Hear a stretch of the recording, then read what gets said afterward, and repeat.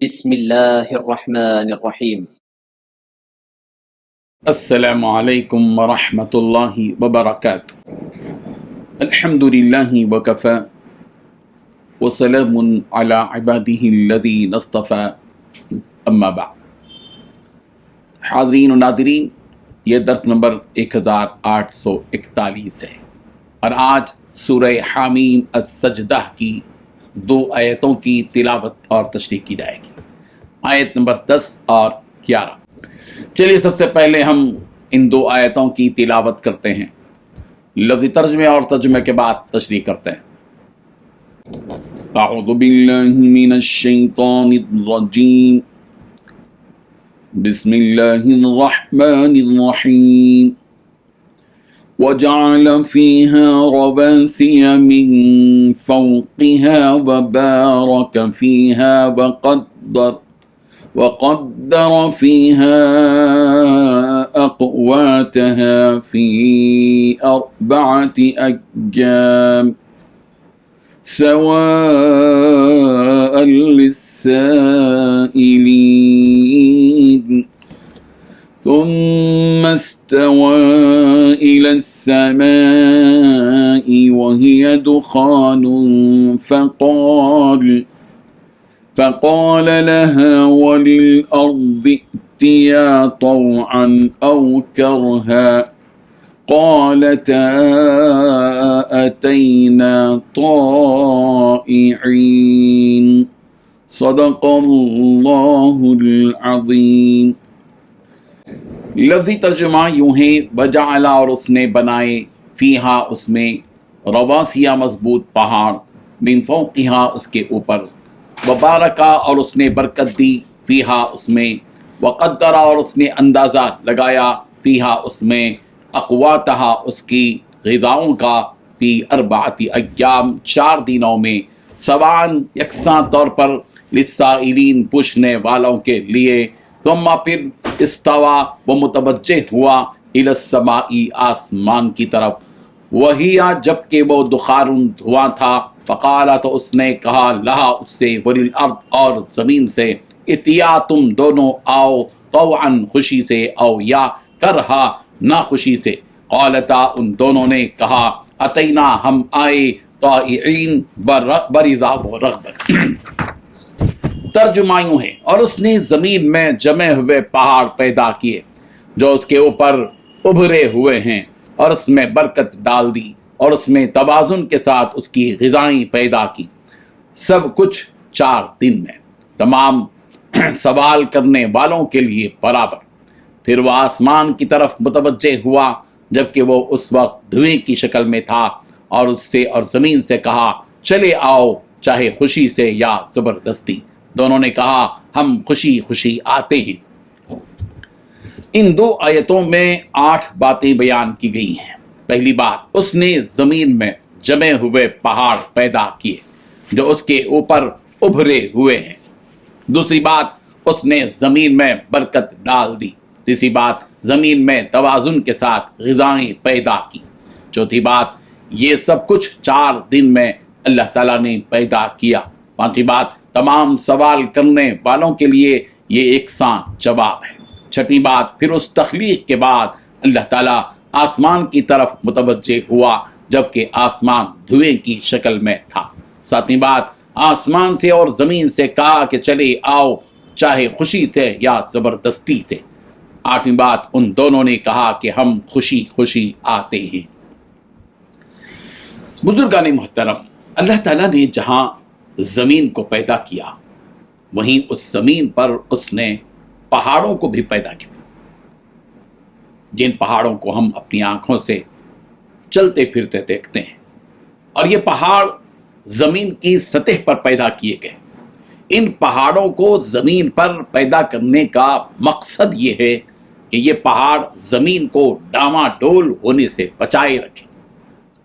ظاہر بات ہے کہ ہم کسی کاغذ کو اڑنے سے بچانے کے لیے مختلف چیزوں کا سہارا لیتے ہیں، پیپر ویٹ رکھتے ہیں ہم اس پر تاکہ جو ہے وہ کاغذ ادھر ادھر نہ اڑے۔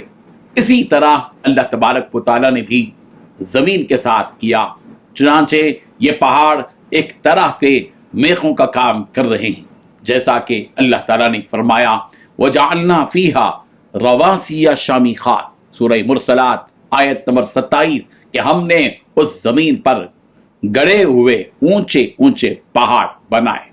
और सूरतुन नबा में फरमाया वल जिबाल औतादा, कि हमने पहाड़ों को मेखों के तौर पर बनाया, सूरतुन नबा आयत नंबर 7। और फरमाया कि हमने उस जमीन को इतना सब कुछ करने के बाद उसे बरकत वाला भी बनाया और मुतवाजिन ग़िज़ाएं देने वाला भी, इस तौर से कि हमने उसमें उगाने की, यानी जमीन में उगाने की सलाहियत पैदा कर दी कि जिसमें तुम अपनी मेहनत से काश्त करके अपनी जरूरत भी पूरी कर लो और उस काश्त को बेचकर खूब मुनाफा हासिल करो, नफा हासिल करो। अल्लाह ताला ने फरमाया कि यह सब चीजें सिर्फ 4 दिन में अल्लाह ताला ने पैदा कर दी। तो वो दिन तो जाहिर बात है कि 2 दिन तो जमीन के पैदाइश के और बाकी 2 दिन उस जमीन पर पहाड़ कायम करने और इस जमीन को काश्त के काबिल बनाने में। हज़रत अबू बकर रज़ी अल्लाह अन्हु से मरवी हदीस में यह भी तज़किरा है कि मंगल के रोज अल्लाह ताला ने पहाड़ों को पैदा किया और फिर चहाशुमे के रोज अल्लाह ताला ने उस जमीन में खुराक, नहरें, मुख्तलिफ किस्म के खजाने पैदा फरमाए। तो इस तरह मुकम्मल 4 दिन में इतना सब कुछ तैयार हो गया। आगे अल्लाह के नबी सल्लल्लाहु अलैहि वसल्लम से कहा गया कि ए नबी, जो भी आपसे इन मखलूक़ात के बारे में सवाल करें तो आप उन्हें इन सारे सवालों का जवाब यही दें। फरमाया कि जब उस जमीन की सारी चीजें बन गई और यहाँ इंसान आसानी से अपनी जिंदगी गुजार सकता है, तो फिर अल्लाह तबारक व तआला आसमान की जानिब मुतवज्जे हुआ कि अब आसमान को भी जरा संवारा जाए और उसकी भी कारीगिरी की जाए। अल्लाह ताला के आसमान की जानिब मुतवज्जे होने से पहले आसमान पर कुछ भी न था, न ये तारे, न ये सैयारे, न सितारे, न चांद, न सूरज वगैरह कुछ भी न थे, बस वो एक धुएं की शक्ल में पड़ा हुआ था। इन आयतों में बस इतना ही मज़कूर है कि अल्लाह ताला जमीन को संवारने के बाद आसमान की जानिब मुतवज्जे हुए, मगर उस संवारने के लिए कितना वक्त लगा उसे अगली आयत में बयान किया गया है। जब अल्लाह ताला ने उन तमाम की तख्लीक मुकम्मल कर दी तो आसमान और जमीन को हुक्म दिया कि अब तुम्हारा काम है कि मेरे हुक्म की पैरवी करो, चाहे वो पैरवी तुम खुशी से करो या जबरदस्ती, बहर सूरत बहरहाल तुम्हें वो तो करना ही है, मगर हर हाल में तुम्हें मेरे हुक्म को मानना है, चलना है उस पर। मेरा हुक्म होगा तो आसमान से चांद निकलेगा, वरना नहीं। मेरा हुक्म होगा तो सूरज तुलू होगा, वरना नहीं। मेरा हुक्म होगा तो बारिश बरसेगी, वरना नहीं। मेरा हुक्म होगा तो जमीन खेती उगाएगी, वरना नहीं। अलगर्ज मेरे हुक्म के बगैर एक पत्ता भी नहीं हिलेगा। अपने रब की बात सुनकर जमीन व आसमान बोल उठे कि ए अल्लाह, अतैना ताईईन, हम तो आप ही की मखलूक है और हमें आपके हुक्म मानने में एजाज महसूस होगा। हम तो बस खुशी खुशी आपके हुक्म के सामने अपने सर को, अपनी गर्दन को सब झुकाते हैं और हम मानने के लिए तैयार हैं, हम इताअत करने के लिए हाजिर हैं। यहाँ बहुत सारे सवालात इंसान के जहन में आ सकते हैं कि क्या अल्लाह ताला ने ये सब चीजें अपने हाथ से पैदा की हैं या फिर कौन सा तरीका अल्लाह ताला ने उन्हें बनाने के लिए अपनाया। तो उसका जवाब यह है कि अल्लाह ताला को किसी चीज के बनाने की जरूरत नहीं, बल्कि उसका हुक्म देना ही काफी है। अल्लाह बनाने की बात वो तो इंसानों के लिए है, कमजोर मखलूक की है कि जब वो बनाने का इरादा करता है तो चीजें लेता है और फिर जो है उसको अपने हाथ से बनाता है, जैसे कुम्हार कोई घड़ा बनाता है। लेकिन अल्लाह तबारक व तआला के बारे में जब ये बातें सुने तो हमारी तरह रब्बे ज़ुल जलाल को तसव्वुर ना करें। वो उसकी शान है, वो आला शान वाला है, वो सुबहान है, वो बहुत पाक है उन सारे जो है मोहताजी के उमूर से जिनकी तरफ इंसान मोहताज होता है। वो मुख्तार कुल है, कादिर मुतलक है। उसकी शान ये है कि इज़ा क़ज़ा अम्रन फ़इन्नमा यक़ूलु लहू कुन फ़यकून, सूरह मरियम आयत नंबर 35, कि जब अल्लाह किसी चीज का इरादा करता है तो बस उसे कह देता है कि हो जा, तो बस वो चीज हो जाती है। और एक सवाल ये भी जहन में आ सकता है कि क्या जमीन और आसमान बात कर सकते हैं? तो उसका जवाब यह है कि हाँ, अल्लाह का हुक्म होगा तो सब कुछ बोलने लगेंगे। यौमइदिन तुहद्दिसु अखबारहा, सूरत ज़िलज़ाल कहा गया कि जिस दिन जमीन अपने अपनी पेट पर किए हुए सारे आमाल को बयान करने लगेगी कि किसने क्या किया, किसने क्या कहा, किसने क्या क्या जो है गुल खिलाए, सारी चीजें जाहिर बात है कि बोलने लगेंगी।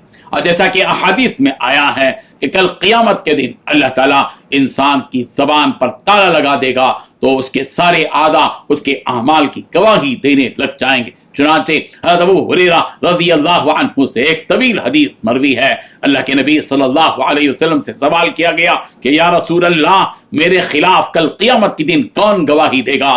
तो आप अलैहिस्सलातु वस्सलाम में फरमाया कि अल्लाह ताला इंसान के मुंह पर मोहर लगा देगा और उसकी रान, गोश और हड्डियों से कहेगा कि बोलो तो बोल उठेंगे। मुस्लिम की रिवायत है। हमारा ईमान तो बस इतना होना चाहिए कि जो कुछ कुरान ने हमें बताया है वो सच है, हमें इसमें किसी किस्म का कोई शक नहीं करना चाहिए। अल्लाह ताला हम सबको इन आयात पर गौर व फिक्र करने की तौफीक अता फरमाए। आमीन व आखिरु दाअवाना अनिल हम्दुलिल्लाहि रब्बिल आलमीन।